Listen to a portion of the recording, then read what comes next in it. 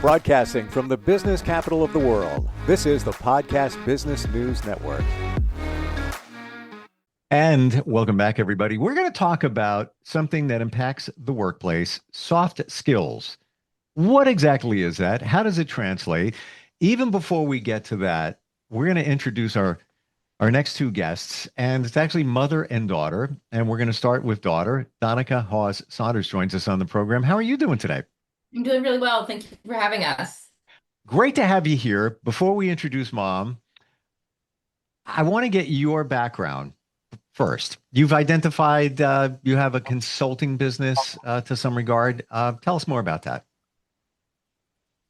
Yes, so I currently run a public affairs firm called the Averity Group, and we are national in scope, and we focus on highly regulated industries. So for folks that don't know what a public affairs firm does, we lobby, we do strategic communications, and we advocate on complex issues at both the federal and state levels.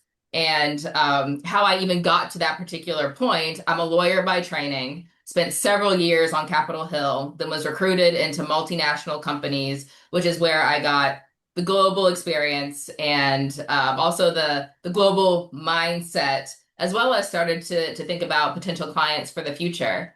And so did lobbying work there, did communications work there, did it for a couple of companies. And then while I was at those companies, I decided to go off on my own and start my own firm. And here we are several years later. Fantastic. And you say public affairs. A lot of people, I believe, hear that term and relate it to public relations, but that's not really what you do.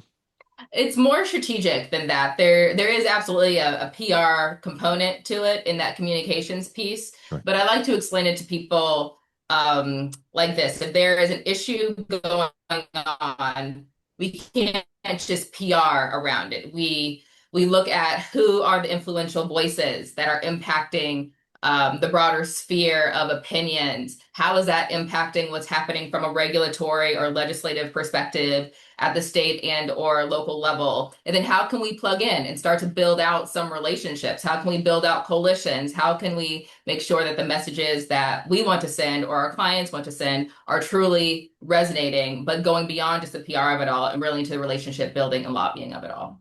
Thank you for sharing that, because we've talked before and I didn't know you had a legal background. So very interesting. You got a lot going on over there. Wow. So that's Donnica. She was raised by her. And I say that because they have a podcast together called Raised by Her. We'll tell you more about that in a moment. Her being her mom, and that's Ronita Hawes Saunders, who's joining us today. Welcome. Thank you for being here. Thank you for inviting us. It's good to see you again, Steve. You too. And Ronita, your background is in the broadcast area and more. Tell us about that. Yes, well, I actually went to school for theater communications and then eventually got into broadcasting. I was in television for a number of years, producing local affairs shows. And then I was called up one day by a local radio station and asked if I wanted to work part-time in radio. So I did a call-in talk show, 3 hours on Sunday night, and I was bitten by the radio bug. So that was exciting for me. And I began to compare my television experience and my radio experience and decided that I really loved the theater of the mind that radio really provides for us, a little bit different than television in terms of how you have to produce shows and how you have to keep the attention of the public. I went on and had the opportunity to build my own radio station, and then I purchased another station, and I did that for many years before I retired from radio, selling my company. And then I was the CEO of a modern contemporary dance company that traveled the world, the Dayton Contemporary Dance Company. So I've had quite an extensive experience in arts and entertainment. The first love that I have is to be able to make sure that people can feel good about themselves. People understand that there are actually individuals who are planning, programming ideas that can add something valuable to their life. And that's what I really want to make sure that we have an opportunity to do, even in our podcast today. I had no idea that there was a dance component to your career. Wow, I'm glad we're doing this. Gotta ask, do you have an affinity for dancing? Do you dance? No, I used to tell my staff if I was dancing, we'd never ever have a dance company. I administrate, I don't dance, but that's okay. I love to dance. I have two left feet, but I can do really, really good strategic planning, initiatives, and leadership skills are really what has helped me in the dance world. But I love arts and culture. So we're talking about soft skills today, and it seems like as we're talking here, we're identifying a lot of hard skills. So let's talk about the soft skills. Donica, how do you define soft skills? I think she I may have froze. define Oh, where's your back?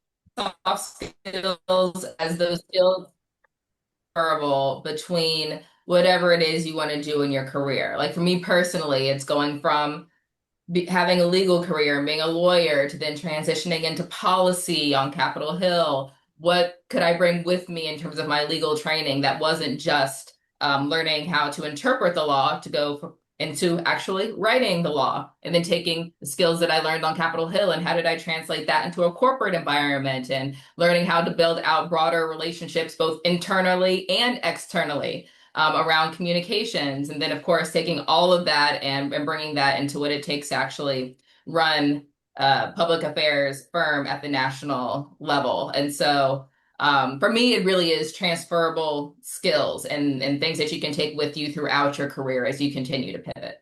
If you were to pick the number one soft skill that you think is the most important, which one would it be? Communication. Yeah. Yeah. Did I stutter? I kind of felt that coming, but yes, I mean, and that's transferable everywhere you go. Ronita, with your career dealing with so many different people, teams, staff, and all of that, looking at somebody's soft skills, was that also part of your hire? Not initially.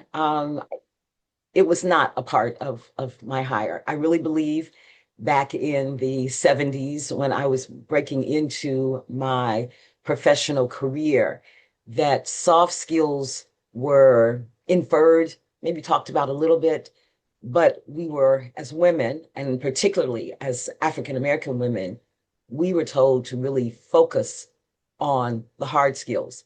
Because when your bosses are comparing you to someone else in terms of who they are going to hire, what individuals they will be really looking at to hire, the hard skills were going to be the skills that they would look for.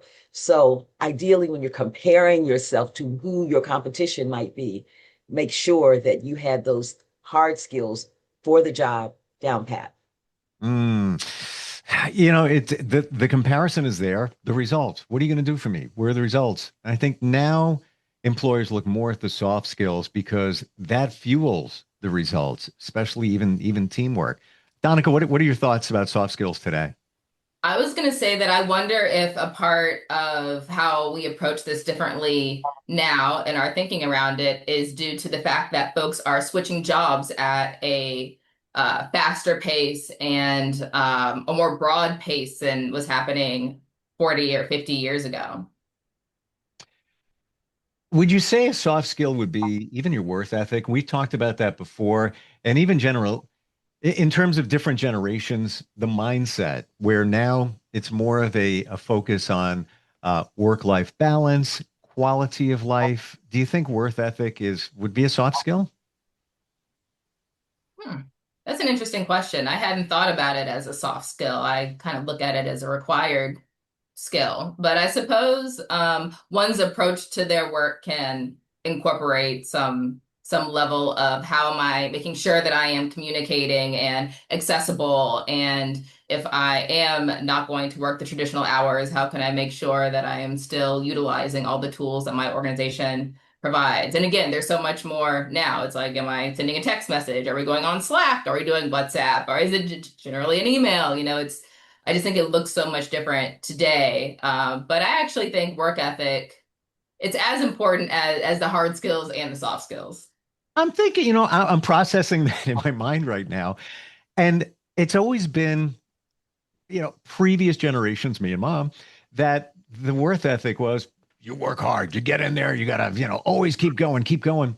But now we look at it differently where there is a balance, but what's that balance going to be so that it benefits the employee but it also benefits the employer. Ronita, what are your thoughts?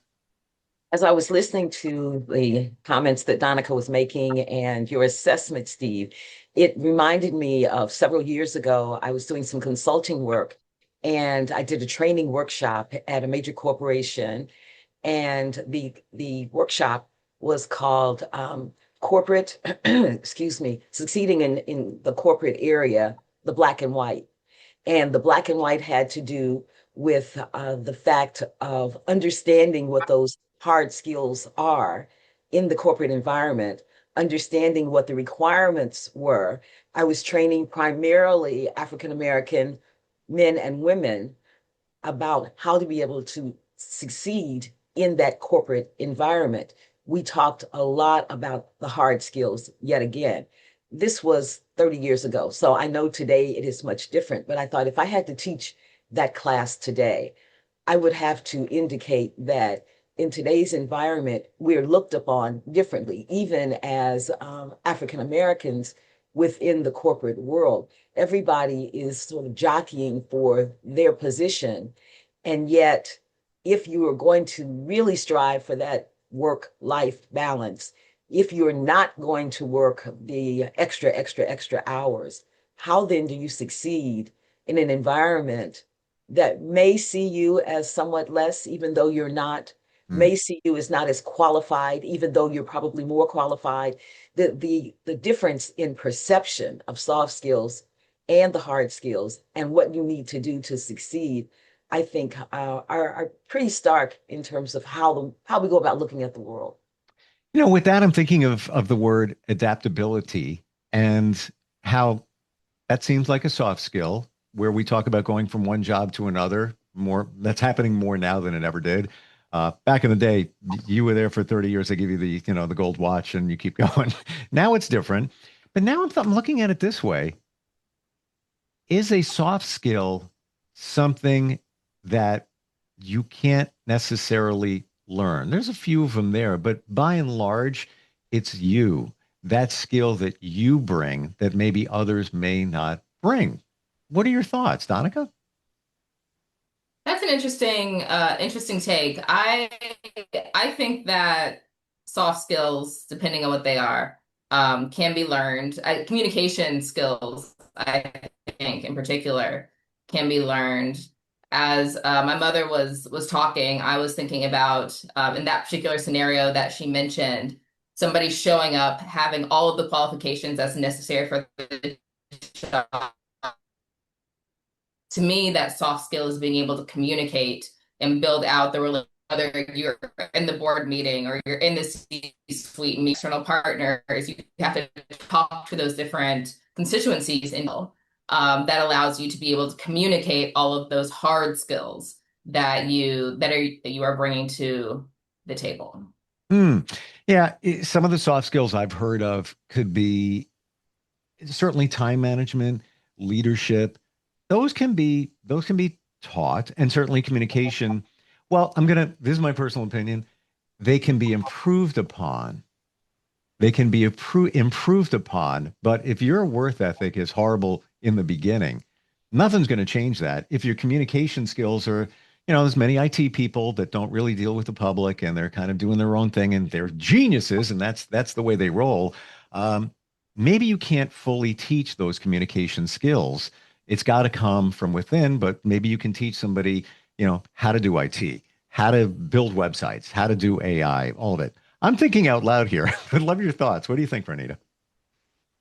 Yes, I agree with you, Steve. I was actually thinking about a couple of employees that I invested quite a bit of time, energy, effort, and money. One was really successful because they got it. They picked up on the lessons. They read the extra books that I would give to them. They went to the seminars, came back, and we had discussions about them.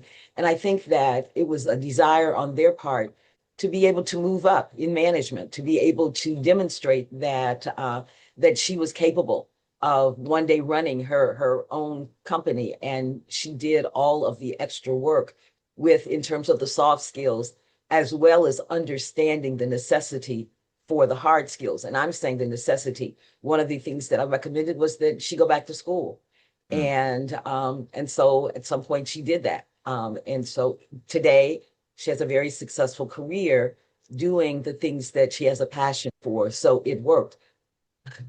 The other employee, however, did not apply all of the rules, regulations, and decided to go their own way. Today, they are not as successful. They're still doing the same things that they were doing way back then and actually complaining about the fact that the world is not fair and this is not something that should be happening to me. You know, all of those emotions and those things that people really go through when they don't take personal responsibility. So I think it's a good combination of what are you willing to do and how do you understand the necessity for the soft skills and for the hard skills. It sounds like the latter person that you mentioned didn't have the soft skill known as emotional intelligence nailed down. It's what it sounds like to me. I don't know. Creativity. Creativity. Donnica, is that a soft skill? I think we're having a Wi-Fi issue. I think she froze up again. All right, I'm going to pivot over to Ronita. What do you think? Um, Yeah, well, Donica, can you hear us? Can you You hear us? froze. Can you hear us? yes, I can. Yes, I apologize for whatever Wi-Fi issue is All good. occurring. But do I think creativity is a soft skill? Hmm. I hadn't thought of it previously as a soft skill. But if I had to think about it in terms of what are the hard skills in terms of like the numbers and the finances, I suppose creativity would fall more towards the right brain. But I just also really, yes. So you know what, let's qualify it as a soft skill because as I'm talking it out with you and thinking aloud, I'm thinking creativity, it is not necessarily something that um, folks have an interest in. Maybe they do if they're a creative person, but even if you don't, like I don't necessarily view myself as a creative. However, leaning into some of the skill building around creativity has done nothing but benefit me in my career thus far, whether it's taking a theater class and doing a better job at presentations and giving speeches or enrolling in a creative writing class. And so my approach to legalese has a broader audience than what would previously be anticipated. So, you know, let's call it an excellent soft skill to develop. Even creative problem solving, where it's not like we're painting, drawing, or anything like that, coming up with creative presentations, but a creative way of finding a solution. Ronita, what do you think? Well, when you mentioned before the whole area of emotional intelligence, I think the creativity sort of falls into that basket in terms of being able to understand how Mm. you can use creativity to succeed at whatever it is that you're doing. Fortunately, in my life, when I look at my creative skills, it's something that was nurtured by my parents and something that I was able to, I think, lean into from a young child all the way through my professional career. It also had an element of risk taking in the midst of it, which I think is real important when you are a highly creative individual that wants to create something and feels that you're capable of doing that. So yes, Steve, I think it can be a soft skill, but I also think for those of us, especially in arts and culture, really feel that creativity is one of the hard skills that we need to be able to have. We need to be able to communicate, and that we can really help, I think, the world benefit from. I love how we're talking. We're kind of feeling this out, and I think it's beautiful. Um, I'm getting a thought here that soft skills are transferable to other positions, but hard skills may not be. So I'm an IT person. I want to be an IT person. I love IT. I spent 10 years doing it. I'm kind of burned out now. So I'm going to pivot over to auto repair. I love auto repair. The IT part of it, not so much is going to transfer over there, but all of my soft skills are going to transfer, be it my creative problem solving, my time management in my auto repair, emotional intelligence, have to deal with customers and other people on my team. It seems that soft skills are transferable. What do you think? I like that framing. I just made that up. Yeah. Oh, I have a question for Donica. Donica, when you think about your dad and his experience, his background, he was an aeronautical engineer. And we think about the fact that he was chosen a couple times to be a manager, and he did not want to be a manager in his work environment. He preferred to be the lead project director on whatever project he was working on, but not to be managing several people. Do you think that his soft skills would have been transferable based upon his whole left brain approach to the world and the things that you know that he was capable of doing and he accomplished in his career? What an excellent question. I think that had he put forth the effort to learn some of those soft skills that we've been talking about, that yes, he could have. But I also firmly believe that you get to a place in your career where you are really making those decisions. What do I want my life to look like? What do I want my work to look like? And so I think it's an excellent conversation to have with yourself as somebody's navigating their careers, and then you can make that informed decision whether or not I want to invest the time and the money and the effort into learning soft skills or more transferable skills, or is my preference, for whatever reason, to stay where I am because I enjoy the work so much. Right. And This that's has what been he chose to do. great conversation today, gotta say. Your podcast, Raised by Her. I'm gonna go to her. I'm gonna ask her first. Ronita, why did you guys decide to do a podcast together, mother and daughter? We have a really close relationship, Steve. And during the pandemic, our conversations were longer and longer because we did not have an opportunity to be together as often as we did. And we would get off the phone and then we would start thinking about it, either text each other or call back and say, that was a really good discussion about whatever it was going on in the world or something that we were passionate about, or how we were adjusting and adapting to the new world that we had to live in. And so we began to have a conversation about having a podcast to really talk about our relationship, how we were able to successfully maneuver getting through the pandemic scenario, and what lessons we wanted to share with the world. And so that's how this began. It took a while.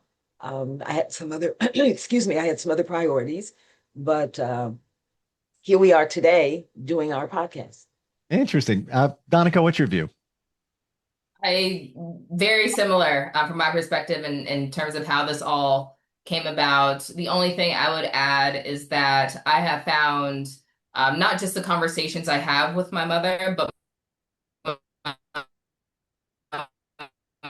myself and all of her wisdom and all of her experience really helpful as I navigate not just my career, and she's already been through it, 5 times already throughout her life at different stages. She can give me some really great advice. And in the spirit of wanting to just help people as they try to navigate both their careers and their lives, I also just thought it'd be an excellent idea to share her more broadly, so other folks can benefit from her wisdom. I gotta tell you, I love the dynamics between you two. And I'm not saying that just because we're here. You're both very professional in your chosen fields. It's almost as if if you told me that you weren't related, I would believe that, because you're doing your own thing, but you're also doing it together, which I find beautiful. And your relationship is fantastic. Yeah, I've seen the two of you, and I'm going to be honest, Ronita. We were waiting for Donnica to come on here. You were speaking with her. I don't even know if you knew I was here, but you were like, "All right, sweetie, I'll see you in a second." I'm like, "What a wonderful relationship! You guys are great." I love it. How do we find your podcast? I'm going to assume it's on pretty much every platform, Donnica. Exactly. It's on every platform that you can listen or watch podcasts. And then also you can find clips and commentary and engage with us across all social media platforms at Raised by Her podcast. Not every parent and their child can do a podcast and be comfortable. My son, they call him mini me. We're a lot alike, but we're not a lot alike. I guess we could pull it off, but I don't know if I'd have the same synergy. And he's 19 now. My older daughter, nothing wrong with it. You guys are blessed that you can do it. Definitely check it out. It's a great podcast, Raised by Her. Thank you both for being here today. Truly appreciate it. Thank you so much.